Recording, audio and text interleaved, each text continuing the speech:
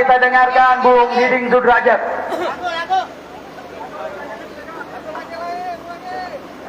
Tes. Selamat siang. Selamat siang. Selamat siang. Assalamualaikum warahmatullahi wabarakatuh. Masih kuat?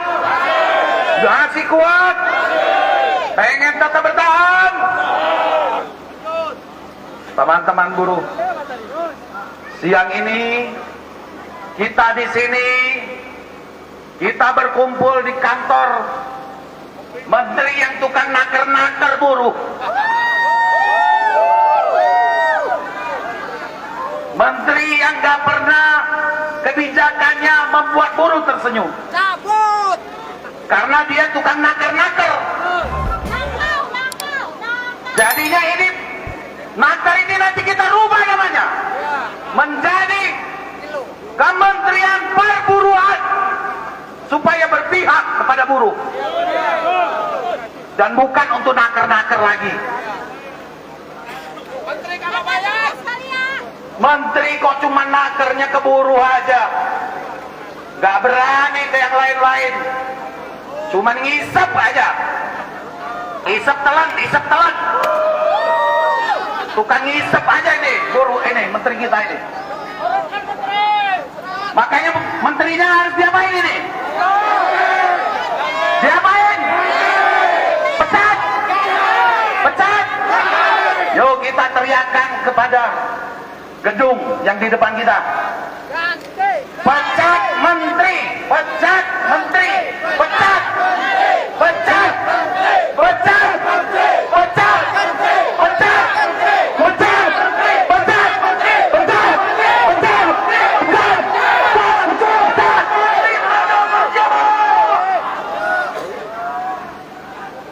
Teman-teman, ada oknum kita juga yang mendukung. Katanya demi apa? Demi hari tua yang lebih baik. Apa? Kalau dari yang berbicara katanya kalangan buruh, itu dia siapa? Untuk kepentingan siapa? Gak tahu kan? Nah, jadinya kepentingannya dua tuh, karena permennya dua. Harusnya kalau benar-benar permennya tiga, ada untuk buruhnya. Ini permennya cuma dua, bukan tiga. Ngawur ini menteri. Sudah bertentangan dengan PP 60, tapi masih aja ngotot. Karena menteri ini tukang nakar. Hidup nakar! Pernah nggak disenengin nggak dengan menteri? Pernah nggak? Pernah nggak pulpennya nyenengin buruh?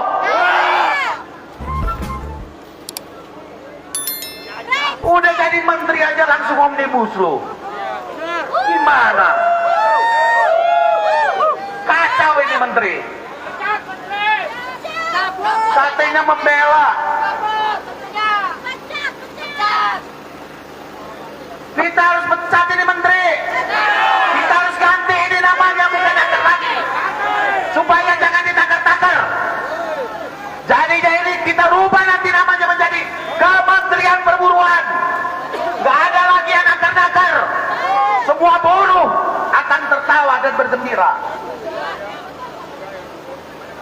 Siap untuk pecat menteri? Siap untuk pecat menteri? Pecat! Pecat! Pecat! Pecat! Pecat! Pecat! Pecat! Pecat! Jangan lagi diganti, udah ngomong aja dipecat aja lah. Ngapain? Mau halus-halus lagi, gak ada halus-halus. Yang halus-halus itu adalah makhluk jin, itu halus. Ini ngomong perwakilan dari buruh. Buruh mana? Buruh jin. Hah? Yang anggotanya berapa? Permen seenak jidat dikeluarkan, diterbitkan. Hanya dengan kongko-kongko tidak ada pleno. Isu ngopi urung. Mau jadi apa ini? Memangnya ini rakyat, Oh, siap. rakyat yang bisa ditindas? Nggak bisa. Buruh tetap melawan. Buruh tetap berjuang. Buruh harus tegak berdiri melawan ketidakadilan. Siap berjuang. Siap berjuang. Yang mau berjuang angkat tangan. Yang mau berjuang angkat tangan. Yang mau berjuang, yang mau berjuang, yang mau berjuang, teriakan hidup buruh. Terima kasih teman-teman. Nanti gilirannya. Terima kasih. Wassalamualaikum warahmatullahi wabarakatuh. Ya.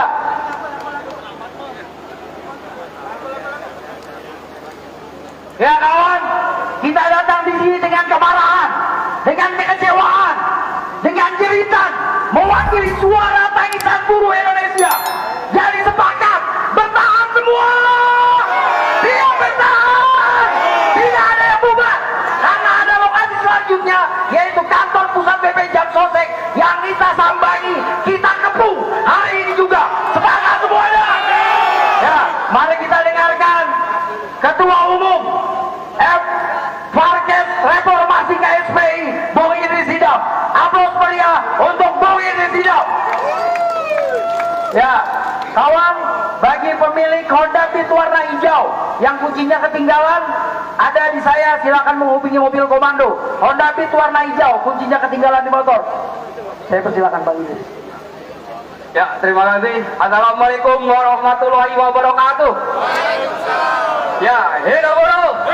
Ya, pada saat ini kita sudah banyak mendengar orasi teman-teman kita, para aktivis buruh. Maka yang penting adalah saat ini kita hadir di sini.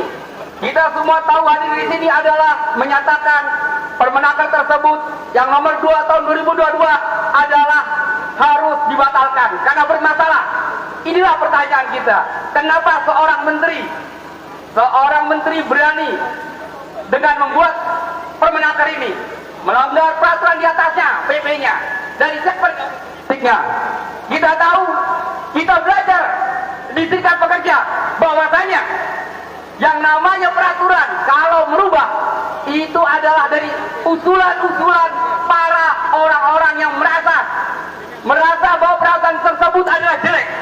Pertanyaan kita, ada tidak dari tahun 2015 sampai saat ini teman-teman yang ter-PHK, teman-teman yang keluar dari pekerjaan mengeluh dapat uang JHT, ada enggak? Enggak ada kan? Kita bahagia semua di PHK dapat duit JHT.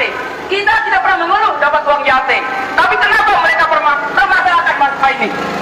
Kenapa mereka permasalahkan? Inilah permasalahan yang ada, bahwa dari tahun 2015 sampai tahun 2022 sampai saat ini kita buruh tidak pernah bermasalah dengan JHT. Artinya kita tidak bermasalah. Dan yang kedua, ada nggak pengusaha yang bermasalah dengan JHT?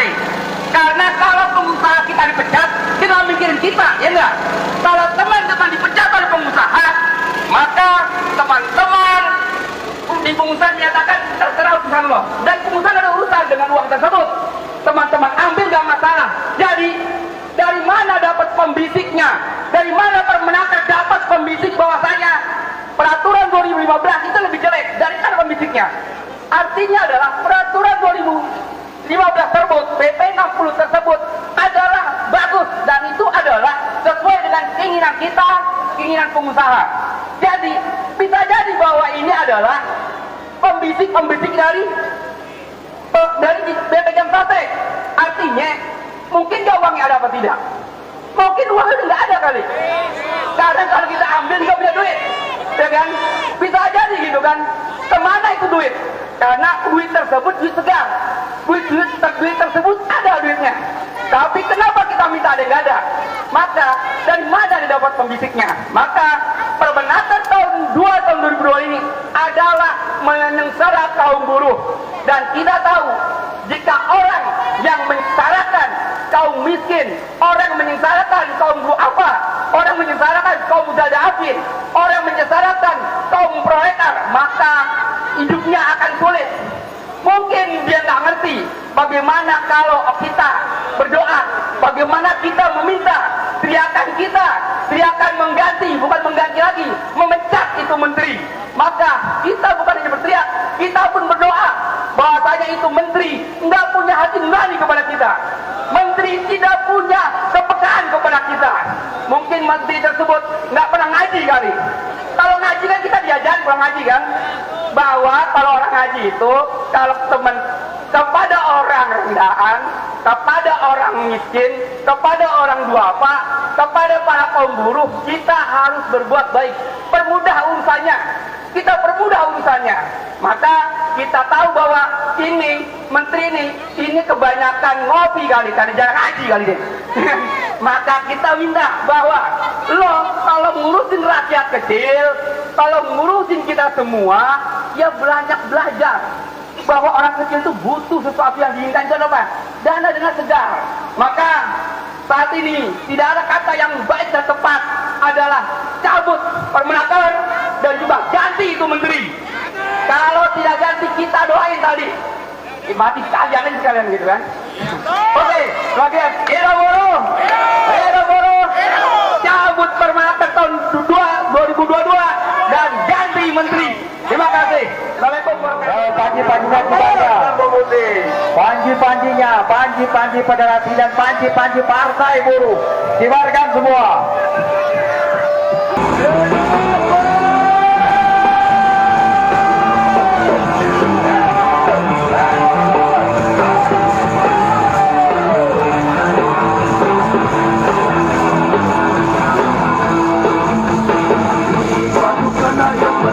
Bikin lingkaran, berputar, bikin lingkaran. Bekerja di tengah kebangkitan, kami siap melawan. Bendera merah telah dikibarkan, mulainya pembalasan. Dengan diskusi dan aksi mata, kami siap melawan sampai kami yang menang.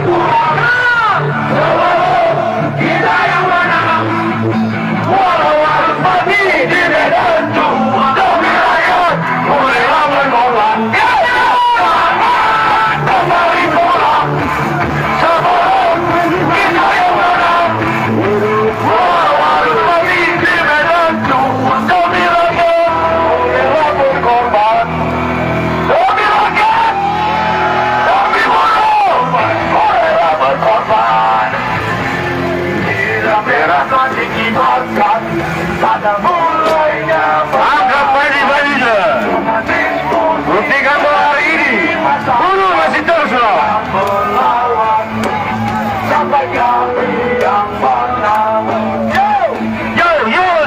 Jangan kembali pulang sebelum kita yang menang.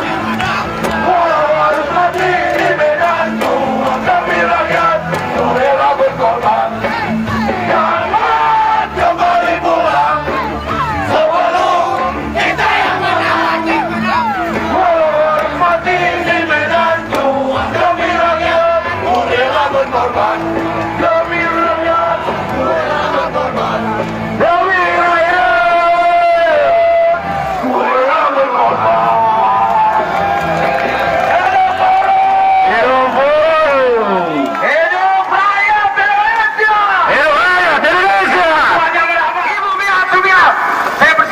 nih.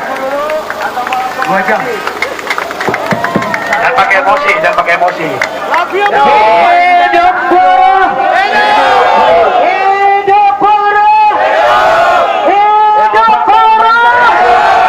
Assalamualaikum warahmatullahi wabarakatuh.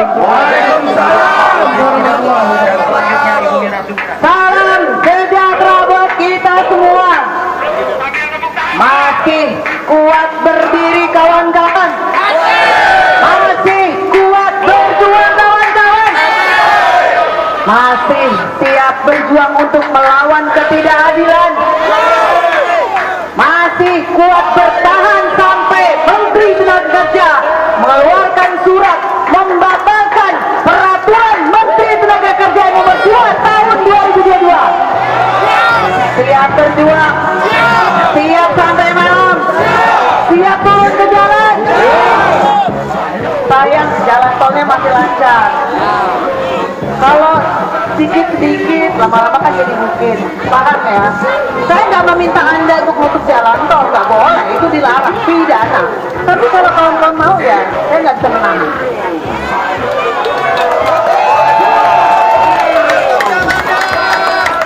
Saat ini ada opini yang sedang terbentuk dan dibentuk entah oleh siapa, tapi ini sangat jelas.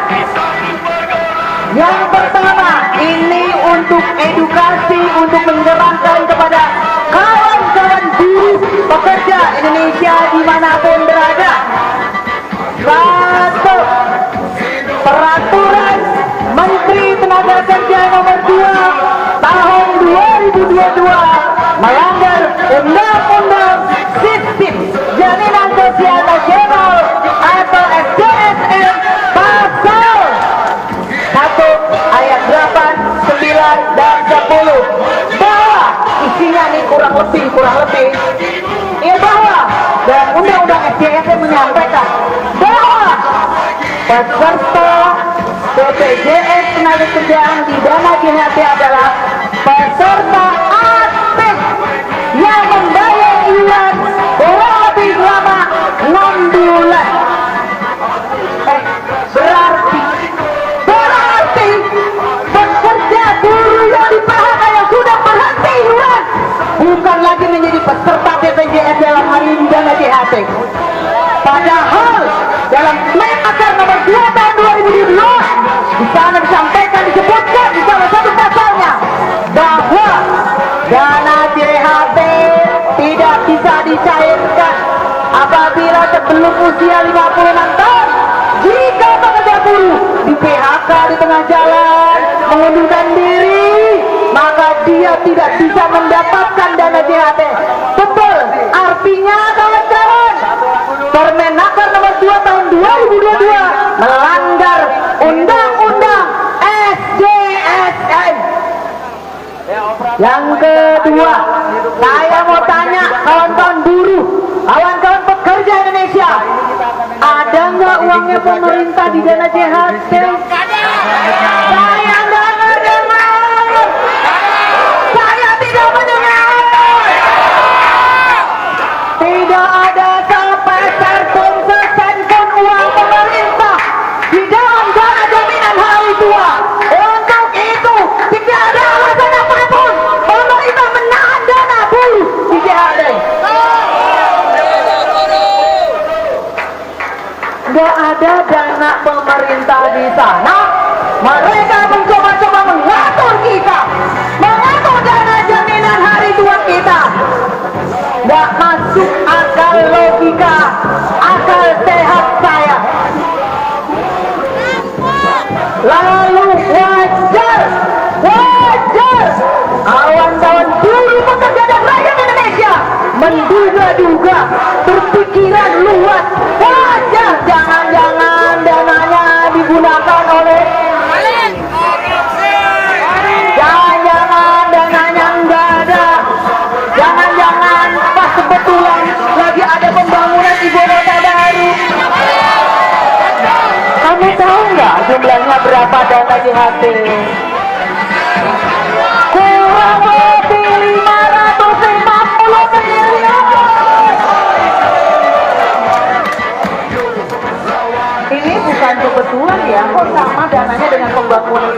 ya. Wajar ketika seluruh rakyat, ketika seluruh pekerja buruh berpikir jangan wajar karena tidak ada transparansi, tidak ada keterbukaan. Ini Permenaker mirip-mirip dengan undang-undang cipta kerja Omnibus Law yang diketok di tengah malam buta. Kajiannya seperti apa? Sudah sampai di mana pembahasannya? Dan konyolnya ini wajar juga sih. Wajar ketika 350 tahun Indonesia dijajah oleh Belanda. Siapa yang membuat nama? Orang Indonesia itu sendiri. Pecundang itu dari orang Indonesia sendiri.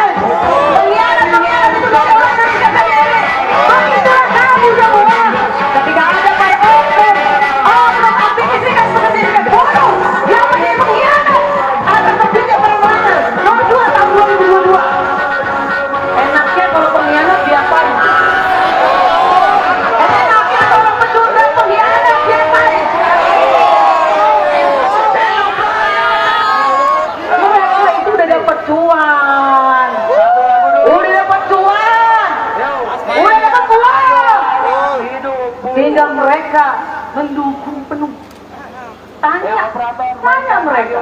Jujur mereka. Kawan-kawan yang hadir di sini adalah orang-orang yang memiliki integritas, memiliki rasa untuk memperjuangkan keadilan dan kebenaran untuk seluruh rakyat tanpa kecuali. Kawan-kawan, saya menyarankan, saya Kasumirat tidak mau saya masuk ke dalam untuk melakukan perundingan, kecuali di dalam Menteri Tenaga Kerja sudah menyiapkan surat pencabut Permenaker Nomor 2 tahun 2022. Saya minta kepada pimpinan buruh yang di sini, jangan coba-coba untuk bernegosiasi apapun, kecuali dia sudah menyiapkan surat pencabutan Permenaker Nomor 2 tahun 2022. Hidup buruh, hidup buruh. Yang ketiga kawan-kawan, tidak pantas, tidak ada rasa kepedulian, tidak ada empati dari negara dan pemerintah. 2020 di pertengahan PHK massal terjadi, banyak buruh yang dipaksa untuk mengundurkan diri oleh perusahaannya dengan alasan rugi karena pandemi. Banyak buruh yang sampai sekarang saya sudah mengadvokasi, belum ada yang mendapatkan uang pesangonnya. Ada nggak bantuan dari pemerintah, bansos? PKH? Ada nggak? Ada nggak bantuan dari pemerintah untuk kamu dibayarin listrik gratis? Untuk bayar anak SMP kawan-kawan? Untuk dikasih beras setiap bulan? Sudah di PHK massal, sudah nggak pernah dapat pesangon, sudah nggak dapat bantuan apapun dari negara. Sekarang dananya sendiri di jaminan hari tua LSGHT diembat juga. Ini keterlaluan, sadis, kejam. Ini kejam ini, betul ini kejam. Soalnya kenapa saya bilang kejam dan sadis? Karena ini dana buruh. Dana buruh. Sama halnya kita nabung di bank. Kapanpun kita berhak untuk narik uang kita di bank. Betul apa betul? Kalaupun ada buruh yang punya uang deposito, meskipun sudah ada termin 1 tahun atau 2 tahun, boleh Pak, Bu, dia ambil tengahnya. Betul Pak, betul. Tabungan boleh diambil kapanpun, deposito pun boleh. Nah ini dana JHT, dananya sendiri nggak boleh. Waras apa yang enggak? Yuk, yang keempat. Ya operator mainkan ayo Ini lawan menteri. hidup buruh. Panci-pancinya kibarkan Menteri semua. Tenaga Kerja, kasihan sebenarnya. Setelah ini kita akan dengarkan Kasihan, Tadi itu orang Sudrajat, ibu kemudian guru Pak kan ya. Idris Idam, dan selanjutnya Ibu Mira Sumirat. Ya harapannya Pak Jokowi nanti kalau menteri, kalau milih menteri tenaga kerja yang memang piawe, mumpuni di bidang ketenagakerjaan. Tapi jangan piang-anak juga. Ya nggak, mantan pengkhianat, mantan aktivis serikat pekerja tapi pengkhianat ya jangan dipilih juga sebagai menteri. Kacau nanti. Ini siapa? Siapa yang menjadi pembisik-pembisiknya beliau? Dan berkali-kali beliau sudah menyampaikan secara blunder ke publik. Satu, beliau pernah menyampaikan gaji pekerja RI tertinggi di ASEAN. Lihat berita, baca berita, bukan kata saya. Produktivitas pekerja buruh Indonesia di bawah ASEAN. Sekarang hanya bisa mengeluarkan Permenaker nomor 2 tahun 2022, di mana pekerja buruh tidak bisa mencairkan dana jaminan hari tuanya sebelum umur 56 tahun, meskipun dia di PHK di tengah jalan. Bapak dan Ibu pejabat tuan dan puan yang terhormat, saya akan menginformasikan dana jaminan hari tua para buruh pekerja itu bukan untuk sekedar penambahan modal usaha, tapi untuk keberlangsungan kehidupan mereka, untuk bayar SPP anak-anak sekolah mereka, untuk bayar listrik mereka, untuk bayar kebutuhan hidup mereka. Jadi kawan-kawan, luruskan bahwasannya lewat opini-opini sesat. Sekarang buzzer rupiah, buzzer RT sedang bekerja secara maksimal menyerang kita semua sebagai pejuang keadilan. Mereka membalikan fakta dan kenyataan. Kalau saja bahwasannya katanya buruh dan juga pekerja Indonesia menolak JKP. Tadi sudah sampaikan oleh Bung Said Iqbal, jaminan kehilangan pekerjaan nggak ada urusan sama saya, nggak ada urusan sama kami. Itu bagian daripada tanggung jawab negara atas amanat Undang-Undang Dasar 45. Seharusnya negara yang benar, pemerintah yang benar, satu, tunduk dan menjalankan amanat Undang-Undang Dasar 45. Tiap warga negara berhak mendapatkan pekerjaan yang layak. Tiap warga negara berhak mendapatkan penghidupan yang layak. Kawan-kawan semua, jangan pulang sampai tim Menteri Tenaga Kerja mengeluarkan surat mencabut Permenaker nomor 2 tahun 2022. Hidup buruh, hidup buruh. Terima kasih. Ya, seperti pesan yang disampaikan oleh Ibu Mira Sumirat, tetap bertahan walaupun sampai malam, tetap bertahan walaupun kita harus menginap sampai Permenaker 2022 dicabut dan Menteri Tenaga Kerja mundur hari ini juga. Siap semua. Sebelum nanti Soma, kita akan dengarkan dua orasi. Yang pertama dari Gaspo SPMI, kemudian dari Ketua DPD SP Provinsi Jawa Barat Dadan Sugiana. Silakan saudaraku. Cek tong. Bismillahirrahmanirrahim. Assalamualaikum warahmatullahi wabarakatuh. Hidup buruh, hidup buruh, hidup buruh. Yang pertama-tama saya ingin mendengar buat kawan-kawan sekalian dari orasi pertama, kedua, ketiga dan seterusnya sempat diteriakkan tentang welfare state. Mana pejuang welfare state? Mana pejuang welfare state? Apakah kawan-kawan mengetahui salah satu indikator adanya negara sejahtera adalah sistem jaminan sosial nasional yang berpihak pada kaum buruh? Disadari atau tidak bahwasanya sistem jaminan sosial nasional kita mirip-mirip dengan sistem jaminan sosial nasional yang ada di negara Federal Republik Jerman. Prinsip itu dikembangkan oleh Otto von Bismarck atau lebih dikenal dengan model Bismarck, dan juga jaminan sosial yang ada di Inggris yang dikembangkan oleh William B. Price. Kawan-kawan sekalian, amanah Undang-Undang SJSN telah jelas, kita rasakan manfaatnya untuk kita semua. Dan kami di Gerakan Sosial Politik Federasi Serikat Pekerja Metal Indonesia, saya sebagai sekretaris menangkap isu-isu ini, bahwasanya Permen nomor 2 tahun 2022 telah menciderai semangat perpihakan kepada kaum buruh Indonesia.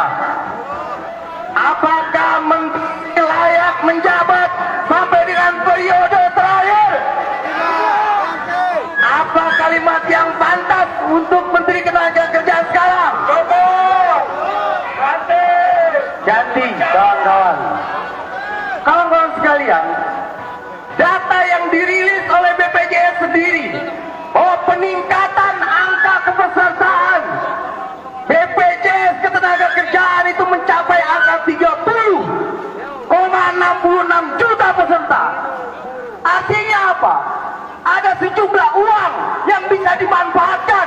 Kita patut menduga bahwa uang kurang lebih 500 triliun bisa dimanfaatkan oleh pemerintah. Kita patut mencurigai adanya indikasi-indikasi tersebut. Apa buktinya, kawan-kawan? Di tahun 2021, kalau kawan-kawan mencermati, telah muncul instruksi Presiden nomor 2 untuk mengoptimalkan kepesertaan BPJS. Rangkaian ini menjadi jelas sehingga dugaan kita menjadi terang benderang. Kenapa muncul Permen nomor 2 tahun 2022?